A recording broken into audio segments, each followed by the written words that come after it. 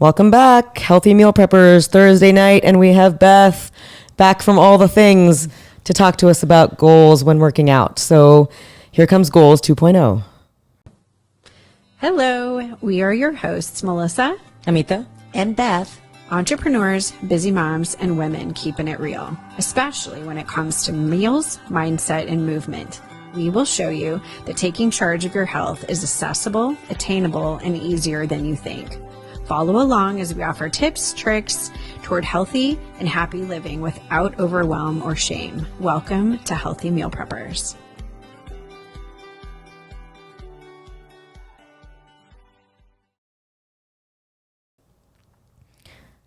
Hi, Beth. Hello, it's good to be back. So I'm just going to jump right in. And so Beth had 2 graduations, and she still has all the muscles she had 4 weeks ago. So, I mean, seriously, though, like, you did not do nothing. I know this. So how do you do it? Like, I know we're supposed to talk about goals, but let's just talk about how you maintain first. Maintain. So in my own personal, I set a goal for myself that I'm going to get my workout in the morning done because I don't know what's going to happen the rest of the day.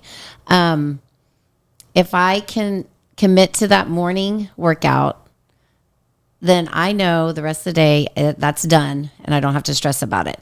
And I can tell you, I am exhausted. It's been a lot of late nights and stuff, but I think I think my internal clock is so set on getting up that it's now a habit. It really is. And so I think when you are setting goals, you have to figure out what works for your life because we all know that life can be crazy and there's all things that come up, and not to beat yourself up when you don't make your goal.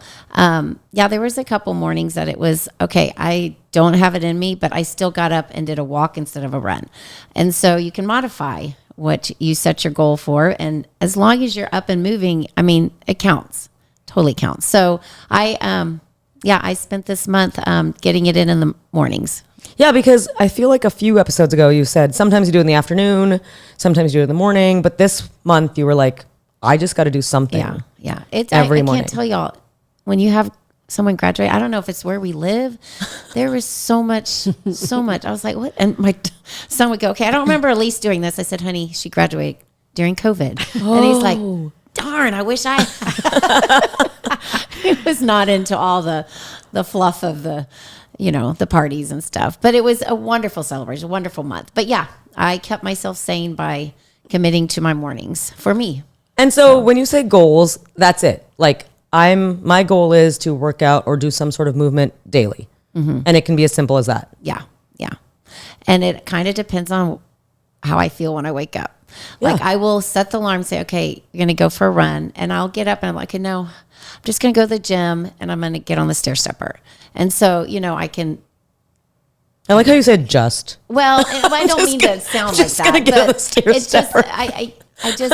No, that's okay. I guess for me, it's I set the goal to get up, right? But it can change on what I'm going to do.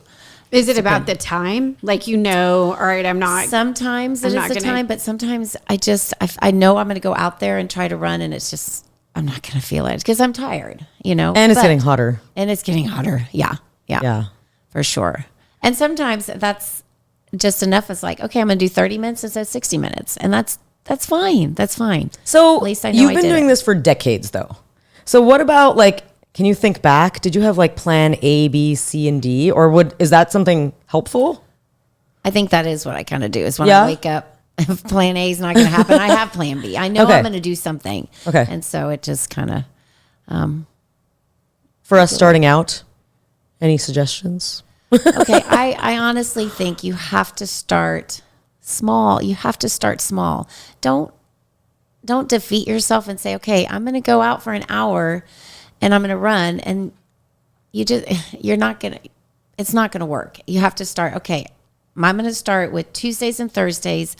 After breakfast, I'm going to go for a 10-minute walk. Mm-hmm. And you establish that 10 minutes so that, as we always talk about, it becomes a habit. And then you can go, okay, now I've got that down. Now I'm going to go Tuesday, Thursday, Saturday for 10 minutes. And then it's going to be, okay, Tuesday, Thursday, Saturday, I'm going to up it to 15 minutes. And you just gradually build. I think we just totally, when we set our goals, it's okay to have a big goal, but you have to do the little steps to get to that big goal. Like the mini habits in between. Yeah, yeah. So, I mean, if you want, if your goal is to run a 5K, well, then you're going to have to slowly start. And you will be amazed at how just getting 10 minutes in when you're not used to doing it at all, I mean, it's going to make you feel better, and you're going to, I mean, you really will get motivated because you accomplish that, and that just that motivation keeps you going. But when we defeat ourselves and we set that goal too big and there's just no way, and then then we don't get anywhere. We don't get anywhere. I'm just in awe of Beth. She makes it just sound so simple, and I love it. I really do. Well, that's what I think it has to. It has to be simple. It has to be simple. And I guess it's also tailored to each person. Well, yeah, and it's the time, right? Yeah. I mean, I don't think there was, I don't know. Maybe there was one day a week that I didn't run when I was running, but I mean, it wasn't because I didn't want to. It was because, I don't know, something came up or, I just didn't make it over there. But I mean, it's the season of where you are. And it if is that's your priority. And I can tell you, like, now my workouts are so much different than when I was younger. I mean, like, I've enjoyed starting yoga, and I used to never do that, but I know my body needs that now. But again, it is, you don't overwhelm yourself with thinking, okay, I've got to do this, and this. Just start with one thing and something that you enjoy doing. I think so many times we try to do things that are just not enjoyable. I like that. Something you enjoy doing. I wish you told me that before I started ellipticaling. Yeah. No, it truly has to be something, because I have a couple clients where exercise is not, I mean, they do not like it. And that's why they need somebody accountable to. But when we sit down to talk about, okay, I'm going to see you, we're meeting today and it's going to be several days before I see you. Let's talk about what you can do between now and then. And there will always be excuses, but that's where you have to say, okay, I'm going to commit to, and I tell my one client, I go, just 10 minutes.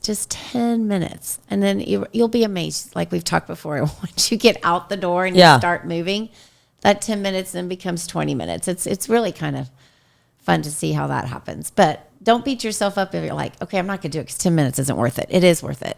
Right. It is. Well, it's finding where to do it too, and just getting out. I mean, that's the big barrier, right? I mean, like for me, I wish I could just go right out my door. It's funny. I was at the high school yesterday and they have that track indoors. And I'm like, that's where I started running initially when I was in high school, because, growing up in Colorado, you can't always count on the weather. And we had a track around the top of the gym. And when I was up there, I remembered that's where I started running with my girlfriends in high school. It was 11 o'clock at night sometimes before we would get over to the gym, and we would just talk and run and talk and run and talk and run. I'm going to tell you, if you can get a group, I mean, that just makes it so much more have a buddy fun. to walk with. Yeah. And I have to admit, there's times where I love the group, and there's times I like it just by myself. So I mean, it depends on. And I couple my workouts with my podcast or my Audible. Yeah, right. That really helps me because that's the only time I listen to my Audible book. Well, and I think you said, oh God, you would watch your certain shows only when you were on the treadmill because it was like your reward. Absolutely. And I mean, forward to watching, but you knew you had to be on the treadmill to do it. Oh, and it's my only time by myself to watch what I wanted to watch. I think everyone is so different in how. I mean, you got to find what works for you. Right. And so I think you had that. And I did. I'm the same. I like to use my podcast. That's my only time I'll have time to listen to it, So it's also, you're right. Like it's my time I commit to myself. Right. Right. And it did. It felt like it was like that. I know, but you're just have so many people say, I don't have time. And people with family, I mean, I can come, we understand that. Right. We have people going all different directions in our lives, and we're the caretaker for all of it. It is very hard to say, and you feel very guilty. I felt very guilty at times, but that's why I would do it first thing in the morning before anyone was up. And then you have the mother who's got little babies. Well, she can't just leave. So it is a season Yeah. of life, and you just find what works during that season. Yeah. I remember I would do workouts in my living room while my kids were asleep because I couldn't leave. And so, I mean, Yeah. but you have to be committed. You have to, if you want it, you have to commit. Gotta commit. Commit. Oh gosh. Commit to yourself.